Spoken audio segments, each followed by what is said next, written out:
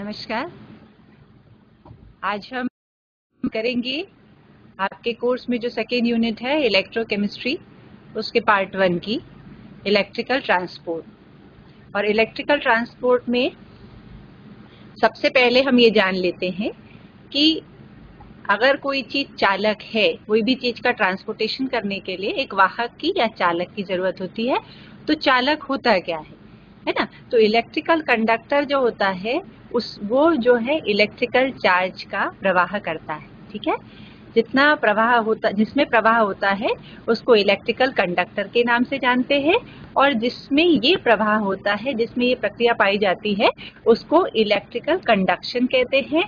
ये प्रक्रिया जो होती है वो चालकों में पाई जाती है। अब ये जो चालक होते हैं ये सॉल्यूशन में भी होते हैं और मेटल में भी होते हैं। ठीक है, मेटल में इसको धनात्मक और ऋणात्मक दोनों आयनों के साथ, पार्टिकल के साथ ये चलाया जाता है।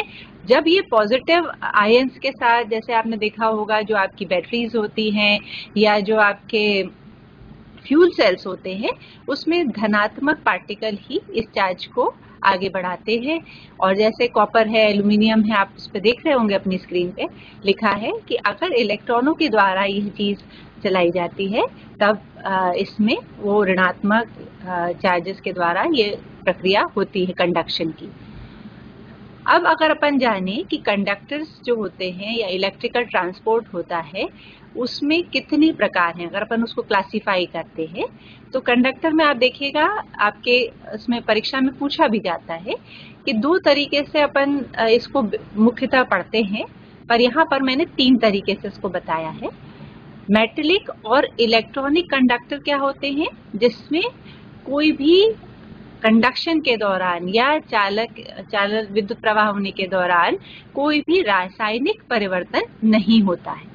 जब कोई रासायनिक परिवर्तन नहीं होता मतलब किसी भी मैटर का आदान प्रदान इसमें नहीं होता है, केवल ताप बढ़ जाता है। तो जितने भी कॉपर है, कैडमियम है या प्लेटिनम है, ये इस कैटेगरी में आते हैं।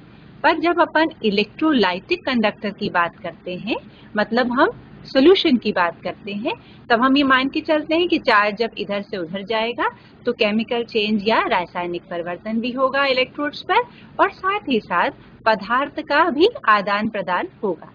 तो जो परिवर्तन है दोनों के बीच में, वो आपके जैसे परीक्षा में आए तो आप ये लिख सकते हैं। पहले में आदान प्रदान के दौरान रासायनिक परिवर्तन नहीं होता धातुओं में, पर सॉल्यूशन में रासायनिक परिवर्तन होता है। दूसरा अंतर यह है कि पहले में पदार्थ का आदान प्रदान भी नहीं होता, जबकि सॉल्यूशन में या इलेक्ट्रोलाइटिक कंडक्टर्स में, चालकों में इसका आदान प्रदान भी होता है। ठीक है, तीसरा जो है, दोनों में समानता भी एक है कि दोनों में तापमान जो है वो, इसमें तापमान बढ़ता है, इसमें तापमान बढ़ता भी है, पर उस रूप में नहीं बढ़ता। अब इसके साथ साथ एक तीसरी चीज भी है जिसको अपन कहते हैं मिक्स्ड कंडक्टर, जिसमें धातु चालक के भी गुण पाए जाते हैं और इलेक्ट्रोलाइटिक कंडक्टर के भी गुण पाए जाते हैं, विद्युत अपघट्य वाले गुण भी पाए जाते हैं। जिसमें डिपेंड करता है, आप स्क्रीन पे देख सकते हैं, मैंने एक उदाहरण दिया है सिल्वर सल्फाइड का, जिसमें 80% तो मेटलिक गुण पाया जाता है, पर बाकी 20% जो है विद्युत अपघट्य वाला गुण भी पाया जाता है। ठीक है, तो इस तरीके से अपन इसको 3 कैटेगरी में बांट सकते हैं, जो धात्विक चालक होते हैं, जो विद्युत अपघट्य वाले चालक होते हैं, और तीसरा मिक्स्ड होते हैं, जो इसमें तीनों तरह के चीज पाए जाते हैं। अब आप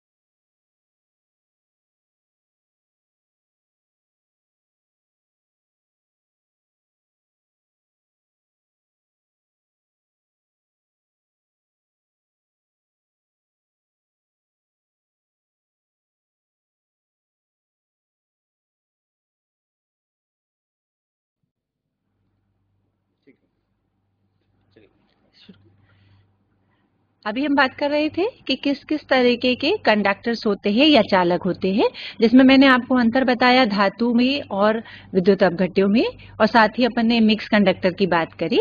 अब हम आगे बात करते हैं, क्योंकि हमको सॉल्यूशंस की बात करनी है, इसलिए इलेक्ट्रोलाइटिक कंडक्टर या विद्युत अपघट्य क्या होते हैं। इसमें आपको सभी को पता है कि जो अगर सॉल्यूशन में जो अपनी कैपेसिटी के आधार पर या अपनी क्षमता के आधार पर जितनी विद्युत धारा प्रभावित करता है वो इलेक्ट्रोलाइट का गुण होता है, और इसमें जिसमें विद्युत धारा प्रभावित नहीं होती है, प्रवाहित नहीं कर पाता है, तो वो नॉन इलेक्ट्रोलाइट की कैटेगरी में आते हैं। अब यहाँ पर अगर हम आयनों का जो विलयन में प्रवाह देखें तो अपन उसको 3 कैटेगरी में बांट सकते हैं। तीनों मैंने आपके लिए स्क्रीन पे लगा दिया है। अगर जैसे मोशन ऑफ आयन होता है सोल्यूशन में, अगर डिफ्यूजन है तो वो किसके कारण होता है? ज्यादा कंसंट्रेशन से कम कंसंट्रेशन की ओर। ठीक है, जैसे बहुत सामान्य सा उदाहरण है कि आप खुद भी देख लीजिएगा, जैसे आप किसी पंचर में टायर में छेद करते हैं तो हायर प्रेशर से हवा जो होती है वो बाहर निकलती है, क्योंकि टेंडेंसी ये होती है कि चीजें मॉलिक्यूल्स अपने आप को रिलैक्स करने की कोशिश करते हैं। वही फिनोमेना डिफ्यूजन में काम में आता है। हायर इसमें अगर कंसंट्रेशन में डिफरेंस होता है तो प्रवाह आयनों का प्रभाव होता है। इसी तरह से दूसरा पॉइंट है कन्वेंशन। जब यहाँ पर डिफरेंस इन डेंसिटी होता है, घनत्व में परिवर्तन है या तापमान में अंतर है, तो जो प्रवाह हो रहा है आयनों का वो कन्वेंशन के तरह आता है। और ट्रांसफर क्या होता है? जब इलेक्ट्रिक फील्ड में या विद्युत क्षेत्र में परिवर्तन होने के कारण प्रवाह होता है। और जो ये तीसरा है जिसको ट्रांसफर कहते हैं, यही विद्युत प्रवाह के लिए जरूरी होता है। तो इन तीनों में से डिफ्यूजन, कन्वेंशन और ट्रांसफर में से हम ट्रांसफर को जो अभी हम यूनिट पढ़ रहे हैं इलेक्ट्रोकेमिकल ट्रांसपोर्ट, उसके लिए जरूरी मानते हैं। यानी अगर इलेक्ट्रिक फील्ड में परिवर्तन होगा तब हमारे जो आयंस हैं वो विद्युत का प्रवाह करेंगे। ठीक है, इलेक्ट्रिकल कंडक्टिविटी के लिए जो आपके स्क्रीन पे आया होगा, ये इंग्लिश में लिखा है, मैं आपके सामने हिंदी में बोल रही हूँ कि अगर विभव में परिवर्तन होता है, अगर आपने कोई कंडक्टर रखा है, चालक रखा है, उसमें आयनों का प्रवाह होता है, तो अगर इलेक्ट्रिकल विभव में परिवर्तन है तभी आयनों का प्रवाह होगा। और जो ये आयनों का प्रवाह होता है इसको अपन कंडक्टिविटी के नाम से जाने जाते हैं, और इस कंडक्टिविटी को सिग्मा से दर्शाते हैं। जितनी फील्ड की स्ट्रेंथ होगी, जितना विद्युत क्षेत्र की क्षमता होगी, उस हिसाब से करंट प्रवाहित होगी। ठीक है, तो इस जितनी करंट जिस भी चीज की प्रवाहित करने की क्षमता होती है वो उसकी इलेक्ट्रिकल कंडक्टिविटी होती है। अगर ज्यादा कंडक्टेंस होता है दैट मीन्स वो ज्यादा आयनों का प्रवाह उसमें संभव है। इसमें दूसरी स्लाइड जो अभी आपके सामने है, इसमें आप देख सकते हैं कि जब हम इलेक्ट्रोड डिप करते हैं इलेक्ट्रोलाइट सॉल्यूशन में, तब इलेक्ट्रोलाइट में इलेक्ट्रिकल करंट फ्लो होती है। सिर्फ इसलिए फ्लो होती है कि जो आपने इलेक्ट्रोड लगाए हैं उन दोनों इलेक्ट्रोड के बीच में विभव होता है, और वो विभव उत्पन्न पोटेंशियल डिफरेंस हो जाता है, तो वो जो विभवांतर है उसके कारण करंट प्रवाहित होती है या विद्युत धारा का प्रवाह होता है। और इसमें जितना भी इलेक्ट्रोलाइट की पावर होती है, जितनी क्षमता होती है, उसी को अपन कंडक्टेंस कहते हैं। इसके लिए ओम्स ने एक लॉ दिया था जिसे ओम्स का नियम के नाम से जाना जाता है। इसमें ये आप देख सकते हैं कि जो पोटेंशियल डिफरेंस है दोनों के बीच में, जो दो आपने इलेक्ट्रोड लगाए हैं उनके बीच का जो विभवांतर है वो किसके बराबर होता है? I और R के। जहां I जो है वो करंट है और R जो है वो रेजिस्टेंस है बिटवीन द टू इलेक्ट्रोड्स। जो दोनों के बीच में विभव का अंतर होता है वो उसको कैसे नापते हैं?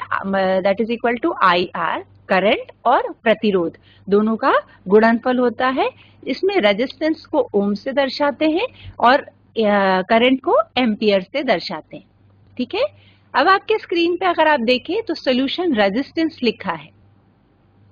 ठीक है, सॉल्यूशन रेजिस्टेंस जो होता है, जैसे सीधी सी बात एक चीज है कि जब आप किसी भी चालक में करंट प्रवाहित करते हैं तो चालक प्रतिरोध करता है।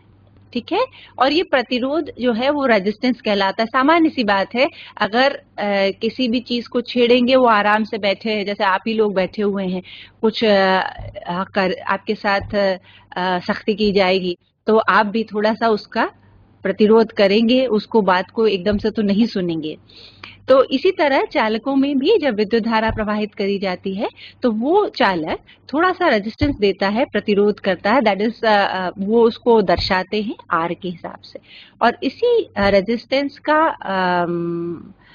जो विलोम होता है 1/R होता है, वो कंडक्टेंस कहलाता है। ठीक है। और इसको अगर अपन रेजिस्टेंस को ओम से दर्शाते हैं तो ये ओम का विलोम क्या हो जाएगा, मोह के द्वारा दर्शाया जाता है 1/R के द्वारा। यहाँ आप एक देख सकते होंगे K लिखा हुआ है, that is kappa and that is also known as, ये किसके द्वारा जाना जाता है, कंडक्टिविटी के या चालकता के द्वारा जाना जाता है। ठीक है। अब यहाँ पर कंडक्टेंस को आपके जो पाठ्यक्रम में है उसमें है तुल्यांकी चालकता के और स्पेसिफिक कंडक्टेंस या विशिष्ट चालकता। तो जब आप विशिष्ट चालक, यहाँ पर आप देख रहे होंगे इक्विवेलेंट कंडक्टेंस में K लिखा हुआ है, ये हम विशिष्ट चालकता के लिए दर्शाते हैं। अगर आप विशिष्ट चालकता को समझना चाहते हैं तो जैसे जो अभी मैंने बताया था, जो भी रेजिस्टेंस होता है, जैसे मैंने बताया था कि आप कोई चीज का प्रतिरोध बताते हैं तो रेजिस्टेंस जो होता है चालक की लंबाई के समानुपाती होता है और चालक के क्षेत्रफल के व्युत्क्रमानुपाती होता है। ठीक है। और ये जो समानुपाती का चिन्ह अगर आप हटाएंगे तो एक कांस्टेंट यहाँ पर डालते हैं, आप जानते हैं इसको रो के नाम से जाना जाता है, और ये जो रो है ये विशिष्ट प्रतिरोध कहलाता है। और ये विशिष्ट प्रतिरोध जो है, मतलब अगर अपन ये माने कि L का मान इकाई है और A का मान इकाई है तो R किसके बराबर हो जाता है, इस रो के बराबर हो जाता है या विशिष्ट प्रतिरोध के बराबर हो जाता है। और इसका अगर अपन 1/ρ करेंगे तो ये क्या हो जाता है, स्पेसिफिक कंडक्टेंस के बराबर या विशिष्ट चालकता के बराबर हो जाता है। और इस विशिष्ट चालकता को अपन कैपा या K के द्वारा दर्शाते हैं। तो अब इसमें अगर आप ये आपके सामने जो इक्विवेलेंट कंडक्टेंस लिखा हुआ है, ये तुल्यांकी चालकता है। इक्विवेलेंट कंडक्टेंस जो होती है या तुल्यांकी चालकता जो होती है, वो अगर उस जो आयतन V लिखा है उसमें 1 ग्राम तुल्यांक अगर घोला जाता है तब उसकी जो चालकता होती है उसको अपन तुल्यांकी चालकता के नाम से जानते हैं। अब ये जो है, मतलब आप क्या करेंगे, विशिष्ट चालकता में जिस आयतन का गुणा करेंगे उसमें 1 ग्राम तुल्यांक घुला हुआ होना चाहिए, और अगर 1 ग्राम तुल्यांक घुला है तब इस चालकता को तुल्यांकी चालकता या इक्विवेलेंट कंडक्टेंस के नाम से जाना जाता है। जबकि हम ये मानते हैं कि जो सब चीजें हैं या लंबाई है या सरफेस है, उसका क्षेत्रफल है, वो इकाई होता है। इसी तरह मोलर कंडक्टेंस जो होती है आणविक चालकता, इसमें आप ध्यान दोगे तो जहां V था वहां Vm है। Vm में यहाँ पे क्या फर्क है, V और Vm में? V जो है वो आप तुल्यांकी चालकता यानी जब आयतन में 1 ग्राम तुल्यांक घुला होता है तब होता है, पर अगर हमने Vm लिखा है इसका मतलब ये है कि उसमें 1 ग्राम अणु घुला हुआ। मोल जब घुला होता है तो उसको मोलर कंडक्टेंस कहते हैं, और 1 ग्राम तुल्यांक घुला होता है तब उसको इक्विवेलेंट कंडक्टेंस या तुल्यांकी चालकता कहते हैं। देखिए आपने यहाँ पे देख रहे हो, सेकंड में लिखा है 1 ग्राम मोल अगर इलेक्ट्रोलाइट घुला होता है तो वो चालकता क्या कहलाती है, आणविक चालकता, है ना। और इसमें अगर आप ध्यान दें, अब जो आपके सामने स्क्रीन पे है कि इलेक्ट्रिकल कंडक्टिविटी या तो जो उसकी चालकता होती है वाटर सैंपल की, वो एक सूचक के रूप में इस्तेमाल की जाती है, जबकि आपको किसी भी इस वाटर सैंपल की या पानी के नमूने की इम्प्योरिटी निकालना हो तो अगर आप देखेंगे कि प्योर वाटर, जो सबसे प्योर वाटर होता है, उसकी कंडक्टिविटी बहुत कम होती है। आप देख सकते हैं कि सी वाटर की कंडक्टिविटी आपके सामने है स्क्रीन पे, कितनी ज्यादा है और डी आयनाइज्ड वाटर की या ड्रिंकिंग वाटर दोनों की कंडक्टिविटी उसकी अपेक्षाकृत कम है। तो आप ये अपने प्रयोगशाला में अपने शिक्षकों के साथ करके भी देख सकते हैं कि प्योरिटी का अंदाजा किस तरीके से लगाया जाए। अब आप जब अपन कंडक्टिविटी के बारे में जान गए तो आपको कंडक्टिविटी सेल्स के बारे में भी बतला देते हैं। कंडक्टिविटी सेल्स जो आपकी स्क्रीन पे आप देख रहे हैं, ये जो सेल्स है इसमें आप ध्यान दें तो जो दो इलेक्ट्रोड लगे होते हैं ये प्लेटिनम की पत्तियां लगी होती हैं और ये जो प्लेटिनम की पत्तियां होती हैं इस पे प्लेटिनम का पाउडर, जिसको कि प्लेटिनम ब्लैक के द्वारा भी जाना जाता है, वो पाउडर इस पे लगाया जाता है ताकि पोलराइजेशन या ध्रुवण को कम किया जा सके। यहाँ पर ये जो दो पत्तियां हैं ये इलेक्ट्रोड के रूप में कार्य करती हैं और इसमें अगर आप देखेंगे कि क्योंकि इसको प्लेटिनम ब्लैक इसलिए कहते हैं कि जब आप इसको कोट करते हैं, है ना, तो जब कोटिंग आप तो प्रयोगशाला में खुद तो कोट नहीं करते हैं, हाँ देखते हैं, पर आगे की कक्षाओं में जब आप सीनियर्स हो जाएंगे तब कोटिंग भी होती है। तब क्योंकि जब आप कोट करते हैं और ये काला दिखने लगता है पाउडर कोट करने के बाद, तो इसको आप प्लेटिनम ब्लैक के नाम से जानते हैं। ठीक है, तो ये कंडक्टिविटी सेल जो होते हैं, आप कंडक्टिविटी सेल में जोड़ के और किसी भी जिस पदार्थ की कंडक्टिविटी निकालना चाहते हैं उसमें डिप कर देते हैं और उसके बाद कंडक्टिविटी ब्रिज में जोड़ के और उसका मान निकालते हैं। ये जो सेल आपने कंडक्टिविटी सेल देखा, इसका एक कांस्टेंट भी होता है जिसको सेल स्थिरांक या सेल कांस्टेंट के नाम से जाना जाता है। और आप जैसे सेल कांस्टेंट का मान होता है L/A, जहां L क्या है लंबाई और A क्या है सरफेस एरिया। तो यहाँ पर हम मान के चलते हैं कि दोनों इलेक्ट्रोड के बीच का जो अंतर है वो 1 सेंटीमीटर के हिसाब से होता है और यही मतलब उसका क्षेत्रफल भी इकाई होता है। तब अगर आप सामने स्क्रीन में देखें, इसी में मैंने विशिष्ट चालकता जब आपको समझाया था वही चीज यहाँ लिखी है कि स्पेसिफिक कंडक्टेंस या विशिष्ट चालकता कैपा = L/RA। अगर स्पेसिफिक कंडक्टेंस जो होती है वो K जो है वो सेल कांस्टेंट अपॉन R होती है। यहाँ पर R जो है रेजिस्टेंस को दर्शा रहा है।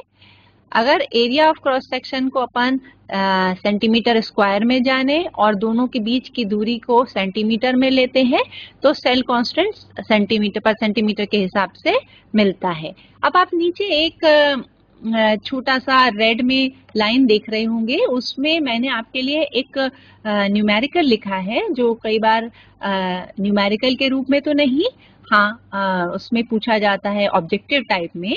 तो उसमें अगर आप देखिए कि स्पेसिफिक कंडक्टेंस अगर किसी भी बेसी नॉर्मल सोल्यूशन जिसको कि अपन KCl के मान जाने तो उसकी अगर दी हुई है ना, तो आपको स्पेसिफिक कंडक्टेंस दी हुई है और आपको उसके आगे का मान निकालना है, यानी आपको इसका सेल कांस्टेंट का मान निकालना है। तब आप कैसे करेंगे, K का मान मालूम है आपको, R का मान इसमें दिया हुआ है देख सकते हैं, तो सेल कांस्टेंट का मान स्पेसिफिक कंडक्टेंस के हिसाब से निकाल सकते हैं। ये सवाल आपके स्क्रीन पे है, आप चाहेंगे तो जब लेक्चर खत्म हो जाएगा तब ये आपके स्क्रीन पे ला देंगे, तब आप नोट कर लीजिएगा न्यूमेरिकल को, जिसमें रेजिस्टेंस अगर दिया है और आपको स्पेसिफिक कंडक्टेंस दी है तो आप सेल कांस्टेंट दोनों का गुणा करके कैसे निकाल सकते हैं। ठीक है, अब यहाँ पर आपने जो कंडक्टिविटी हम अभी अब आपको पढ़ा रहे हैं उसमें आपके कोर्स में है कि वो किन कारकों उसको प्रभावित करने वाले कारक कौन कौन से होते हैं। अगर अपन इसमें ध्यान दें तो कंडक्टिविटी जो होती है, स्पेसिफिक कंडक्टिविटी, उसको अगर तापमान से भी प्रभावित होती है, कंसंट्रेशन से भी प्रभावित होती है।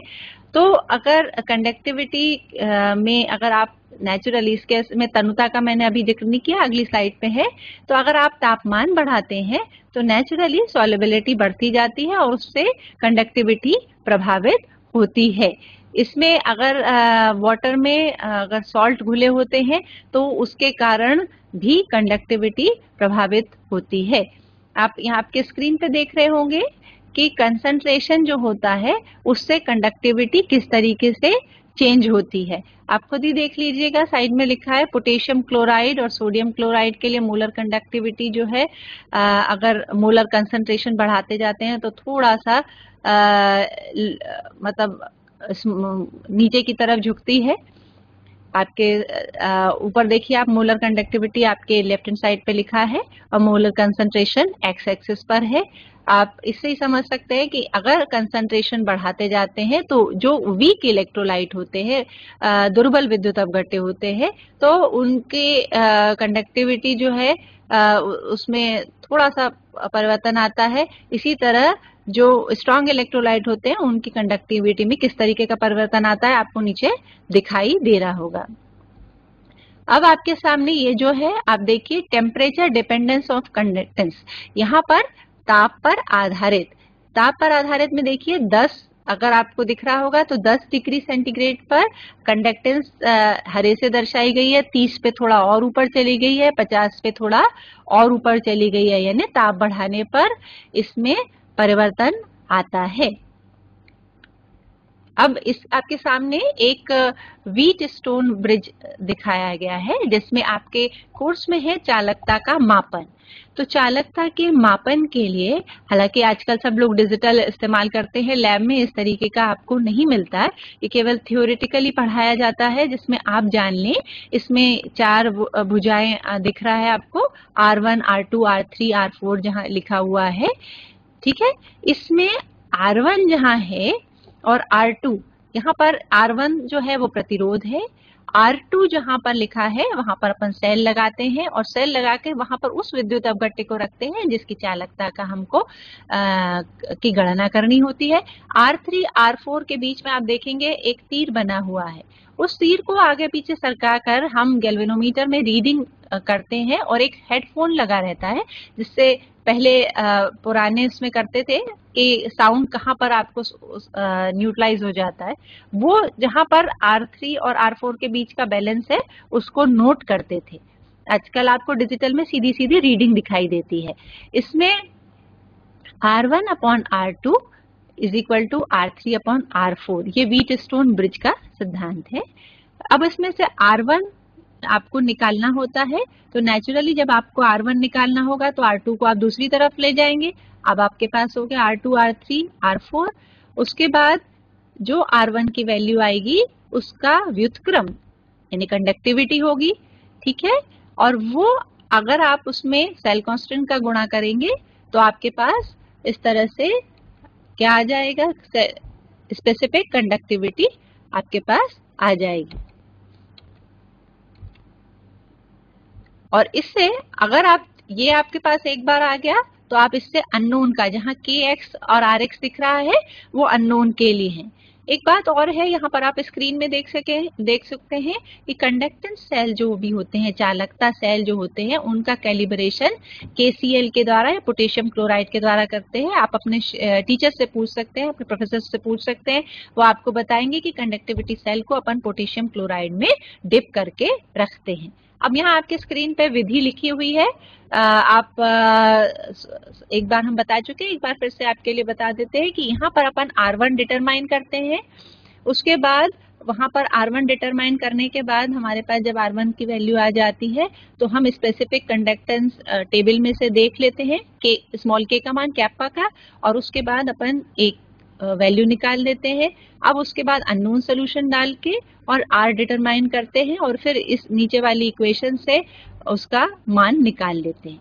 अब कंडक्टिविटी पे जैसे अपन ने पहले पढ़ा उसी तरह से प्रभावित करने वाले कारकों में ये जो आपके सामने चित्र है वो आप देख सकते हैं कंसंट्रेशन का अलग अलग सॉल्यूशंस पे क्या क्या प्रभाव पड़ता है। कंसंट्रेशन जो अगर बढ़ा देंगे तो नेचुरली आयनों की मोबिलिटी भी प्रभावित होगी, आयनों की चालकता भी प्रभावित होगी, और आयनों की चालकता जब प्रभावित होगी तो अपने आप उसकी कंडक्शन की क्षमता भी प्रभावित होगी। इसमें टेम्परेचर हम आपको बता चुके हैं, और इलेक्ट्रोलाइट किस तरीके का इलेक्ट्रोलाइट है उस पर भी निर्भर करता है, उसका डाइलेक्ट्रिक कांस्टेंट कैसा है।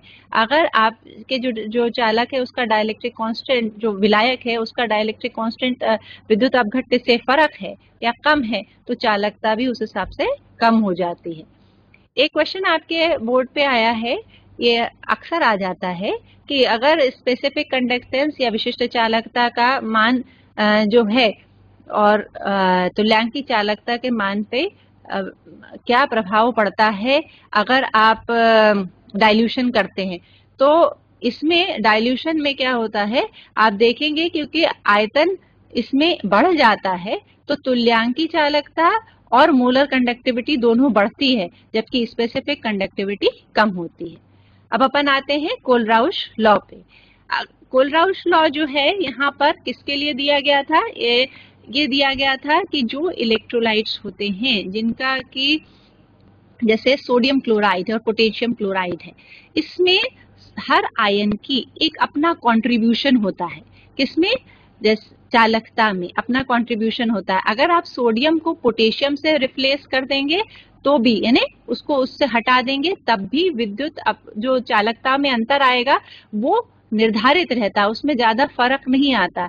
इससे हम ये कह सकते हैं कोलराउश नियम के आधार पर कि हर आयन का, चाहे वो धनात्मक हो चाहे ऋणात्मक हो, उसका तो अनंत तनुता पर कुल चालकता में एक विशिष्ट योगदान रहता है। और इस आधार पर वीक इलेक्ट्रोलाइट्स के लिए निकालने के लिए उन्होंने एक नियम दिया, जिसको कि आपकी स्क्रीन पे आया होगा, कि जिसमें कुल चालकता, कुल तुल्यांकी चालकता दोनों धनात्मक आयन की और ऋणात्मक आयन की तुल्यांकी चालकताओं के योग के बराबर होती है। ये कोलराउश का लॉ है।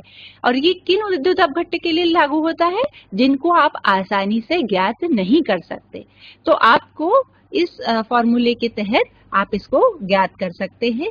उदाहरण के तौर पर यहाँ पर HAC लिखा है, एसिटिक एसिड, दुर्बल विद्युत अपघट्य, ये सभी आप जानते हैं। तो इसमें आप क्या करते हैं कि आपके स्क्रीन पे ये दो फॉर्मूलाज आ गए हैं।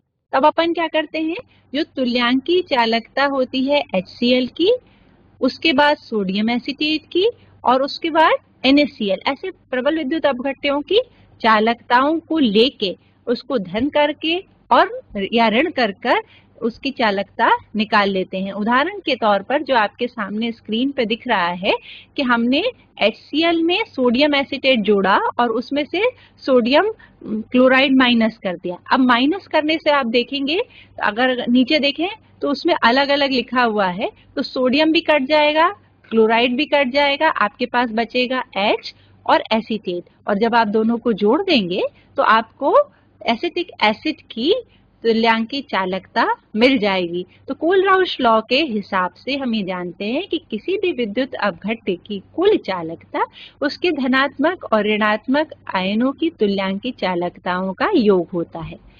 ठीक है, एक ये न्यूमेरिकल है जो आपके एक पुराने पेपर्स में पूछा भी गया है। जैसे अलग अलग इन तीनों की तुल्यांकी चालकता दी जाए तो आप इसकी इक्विवेलेंट कंडक्टेंस या तुल्यांकी चालकता का कैसे उपयोग करेंगे। तो आप इसमें दोनों को इसमें देखिए नीचे मैंने फॉर्मूला लिख दिया है, आप उस हिसाब से कैलकुलेट करेंगे। मतलब HCl में सोडियम एसीटेट की जोड़कर और सोडियम क्लोराइड की माइनस कर लीजिएगा तो आपको उसका उत्तर मिल जाएगा। जनरली लड़कियां और लड़के क्या करते हैं, सामने देखा सवाल है उसको डर के मारे छोड़ देते हैं, जबकि वो बहुत छोटा सा रहता है और अगर आप हल करेंगे तो आपको पूरे नंबर मिलते हैं। इसलिए छोटा सा फॉर्मूला है, उसको समझ लीजिए कि जो हमको जो आयन चाहिए वो उसमें शेष रहने चाहिए, बाकी सब आपस में कट जाने चाहिए, तो हमारे पास उत्तर आ जाएगा। बहुत आसान सी चीज है। इसी तरह कोलराउश लॉ का उपयोग जो होता है, वो दूसरा उपयोग जो होता है, पहला तो है दुर्बल विद्युत अपघट्यों की तुल्यांकी चालकता निकालने में, दूसरा उपयोग है कि आयनिक मोबिलिटी निकालने में। एब्सोल्यूट आयनिक मोबिलिटी या आयनिक मोबिलिटी क्या होता है, चालकता, आयनों की चालकता। आपके स्क्रीन पे देखिए, आपने देखा है कि जो गैमा ए है that is equal to K multiplied by VA। तो V क्या है यहाँ पर, जब आप देखेंगे VA एक के लिए आयतन है, VC जो है कैटायन के लिए आयतन है। अगर पोटेंशियल ग्रेडियंट या जिसको विभव का ग्रेडियंट कहते हैं, वो पोटेंशियल ग्रेडियंट 1 होता है, तब K का मान आप क्या रख सकते हैं, एक फैराडे के हिसाब से 96500 कूलाम रख सकते हैं। और आयनिक कंडक्टेंस को इससे अगर डिवाइड कर देते हैं तो आपके पास आयनिक मोबिलिटी निकल जाती है। एक और तीसरा बहुत महत्वपूर्ण उपयोग है जो स्पेरिंगली सॉल्युबल, जिसको आप कहते हो आंशिक रूप से घुलनशील। आपने ध्यान देंगे अगर आप लैब में बेरियम सल्फेट या लेड सल्फेट कभी घोला होगा आपने लैब में तो देखा होगा वो पूरी तरह नहीं घुलता है। तो उनकी सॉल्युबिलिटी निकालने के लिए एक उदाहरण मैंने AgCl का दिया है, उसमें आप किस तरीके से निकाल सकते हैं। उसकी जो अनंत तनुता पे तुल्यांक की चालकता है उसको Kv मल्टीप्लाइड बाय V से निकाल ले। V से कैसे निकालेंगे, जो भी आपका स्पेसिफिक कंडक्टेंस है वो निकाल लीजिए और उसका तुल्यांक की चालकता अनंत तनुता पे जो लेमडा इन्फिनाइट है, आप देखेंगे लेमडा इन्फिनाइट, ठीक है, ये किसके बराबर होता है, lambda A plus lambda C, anion और केटायन। तो इससे आपने लेमडा निकाल लिया और इस Kv आपका आप उससे निकाल सकते हैं टेबल से, तो आपको ये दोनों चीजें मालूम है। तो अब आप क्या निकालेंगे, Kv upon lambda that is equal to क्या हो जाता है V। और जब आपके पास V आ गया तो अब आप क्या करोगे, इस V, ये जो भी मात्रा है V में कितने घुले हैं, जैसे मान लीजिए आपने 143.5 लिखा है, अगर AgCl है तब ये लिखेंगे तो 1000 में कितना होगा, इसमें आप क्या करेंगे 143.5 मल्टीप्लाइड बाय 1000 अपॉन, ठीक है दिख रहा है V, और इससे आप क्या निकालेंगे, सॉल्युबिलिटी निकाल लेंगे, ठीक है। इसी तरह डिग्री ऑफ आयोनाइजेशन, आयनन की मात्रा का भी मान निकाला जा सकता है। आप देखेंगे तो अल्फा लिखा है, अल्फा इसमें आपके पास इक्विवेलेंट कंडक्टिविटी या तुल्यांक की चालकता को अनंत तनुता पर जो चालकता है उससे भाग दे देंगे।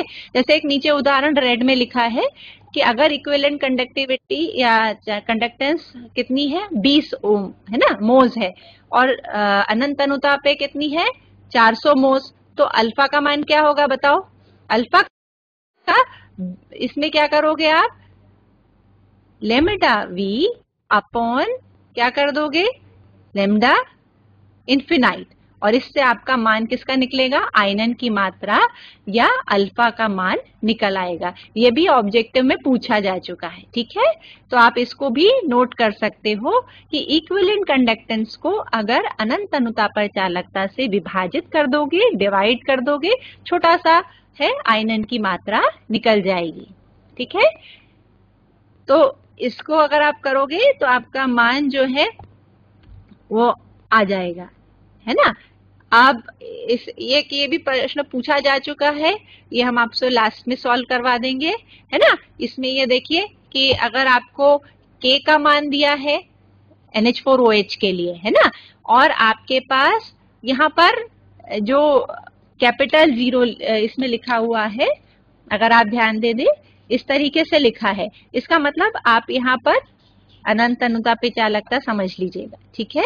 इसको इस तरीके से कर दीजिएगा, अनंत तनुता पर चालकता किसके लिए, NH4Cl के लिए 0.014 है, NaOH के लिए 0.024 है और NaCl के लिए। तो इससे आप क्या निकाल लेंगे, इससे आप निकाल लेंगे किसका मान, अनंत तनुता पर चालकता, किस फॉर्मूला से, जो आपको पहले बताया था, आपको इसमें निकालना है lambda A plus lambda C से, पर इस जगह पर आपके पास NH4Cl है, NaCl है और NaOH है। तो NH4Cl,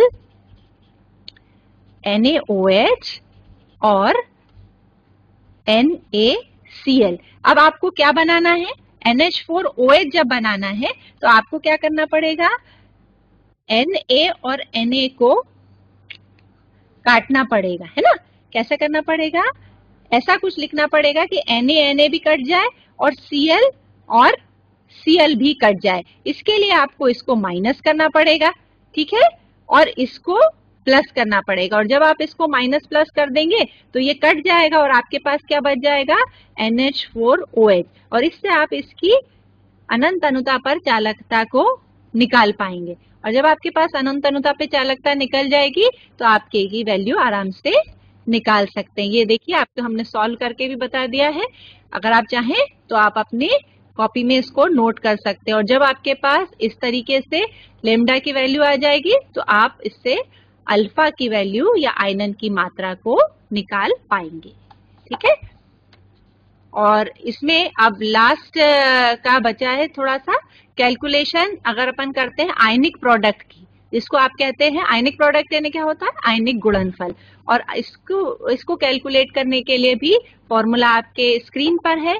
आपको केवी या स्पेसिफिक कंडक्टेंस की टेबल होती है बेटा, उस टेबल में से आप उस वैल्यू को टेम्परेचर के हिसाब से नोट कर सकते हैं। जैसे पानी के लिए केवी जो होता है 25 डिग्री सेंटीग्रेड पे वैल्यू दी हुई है, अनंत अनुता पे चालकता भी दी हुई है। अगर अपन इसको कैलकुलेट करें तो हाइड्रोजन आयन के लिए आपको 1.01 मिलती है, और अगर इसको अपन OH आयन के लिए भी लेंगे तो हाइड्रोजन और OH आयन दोनों की जोड़ेंगे तो ये क्या हो जाएगी -14, 10⁻⁻14 के पास आती है। एक और इसका उपयोग होता है, वो होता है आयनिक कंडक्टेंस या आयनिक चालकता के निर्धारण में। इसमें आपको जो स्क्रीन पे फॉर्मूला है उसको देख के आपको यहाँ T दिख रहा होगा, जिसको ट्रांसपोर्ट नंबर कहते हैं। और ये जो ट्रांसपोर्ट नंबर है या अभिगमनांक है, इसको आप आराम से इससे निकाल सकते हैं। आगे आपके आगे के कोर्सेज में है, जिसको हम अपनी आगे की कक्षाओं में पढ़ेंगे ट्रांसपोर्ट नंबर, पर अभी आपके स्क्रीन पे जो है वो केवल इतनी ही है। अगर आपको इसमें कोई प्रश्न पूछना हो तो आप इसमें प्रश्न मुझसे पूछ सकते हैं। कोई प्रश्न है आपके दिमाग में इस सब चीजों को लेके जो आज आपने पढ़ा? अगर ये आप चाहें तो हम एक्सप्लेन कर सकते हैं आपके लिए। जो डिटर्मिनेशन ऑफ आयनिक कंडक्टेंस है, आयनिक चालकता है, इसमें दोनों एनायन और कैटायन का जो अनुपात है वो T- और 1/T- यानी ऋणायनों का अभिगमनांक अपॉन धनायनों का अभिगमनांक के रेशियो के बराबर होता है। और जब आप T की वैल्यू निकाल लेंगे, उसमें अनंत अनुता का अगर गुणा कर देंगे तो आपके पास आयनिक कंडक्टेंस निकल आएगी। इस तरीके से कोलराउश लॉ के 6 से अधिक उपयोग होते हैं, जो आपके परीक्षा में अगर आ जाए तो आप कोलराउश लॉ को लिख सकते हैं, और उसके साथ अगर ज्यादा मार्क्स का आता है, ज्यादा नंबरों का आता है, तो उसकी एप्लीकेशंस या अनुप्रयोगों को भी आप लिख सकते हैं। आपके कोई क्वेश्चंस है तो आप पूछ सकते हैं, या आपसे प्रश्न पूछूं? अच्छा, ये बताइए कि स्पेसिफिक कंडक्टेंस या विशिष्ट चालकता पर तनुता का क्या प्रभाव पड़ता है?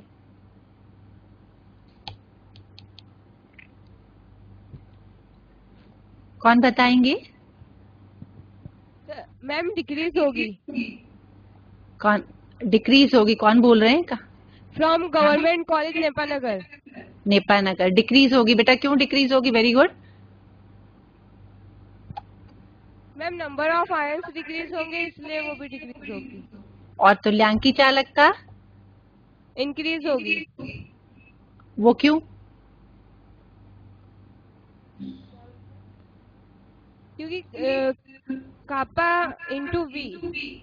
हाँ बोलो बेटा, सही बोल रहे हो। कैपा इंटू वी क्या बढ़ जाएगा बेटा? मैम उनका प्रोडक्ट बढ़ जाएगा, इसलिए वो इंक्रीज होगी। हाँ बोला सही है, पर जवाब में थोड़ा सा परिवर्तन करो। बैठो बेटा, इसमें v जो है वो बढ़ जाएगा। जब आप किसी चीज को तनु करते हो ना, तो आयतन बढ़ जाएगा, और जब आयतन का गुणा कर रहे हो और आयतन बढ़ जाएगा तो ये इसलिए एक मान भी बढ़ जाएगा, क्योंकि वैल्यू ऑफ v का मान बढ़ जाता है। ठीक है, तो इसलिए ये, और आपको तुल्यांकी चालकता बढ़ी हुई मिलेगी। और कोई प्रश्न किसी का?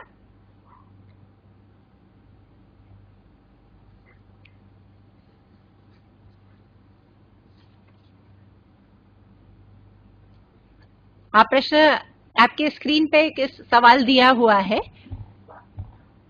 ठीक है। आप मुझे ये बताएंगे कि इसको किस तरीके से कैलकुलेट करेंगे अगर हमको मान निकालना होता है तो?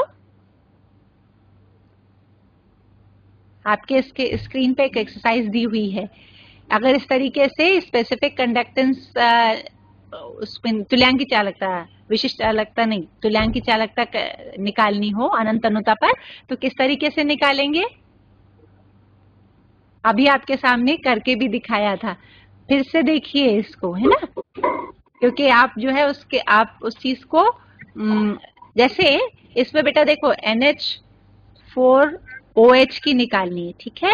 तो जब NH4 में हमको क्या चाहिए, NH4 और OH, आपके स्क्रीन पे जो दिया हुआ है वो क्या दिया है, NH4Cl दिया है, NaCl दिया है और NaOH दिया है, ठीक है, दिया है। अब इसमें से हमको NH4 चाहिए और OH चाहिए, बाकी निगेटिव चाहिए, निगेटिव चाहिए, इसलिए हम इसको निगेटिव और इसको पॉजिटिव करेंगे, क्योंकि हमको ये जोड़ना है। तो ये पॉजिटिव Na और ये निगेटिव Na कट जाएगा, ये निगेटिव Cl और ये निगेटिव Cl कट जाएगा, और आपके पास क्या आ जाएगा, NH4OH। अब इनके मानों को इसी क्रम में अगर आप जोड़ेंगे तो आपके पास इसकी वैल्यू आ जाएगी, ठीक है, किसके लिए, NH4OH के लिए, ठीक है। एनी क्वेरी, और कोई क्वेरी आप पूछो बेटा, बुरहानपुर से क्या पूछना चाहते हो?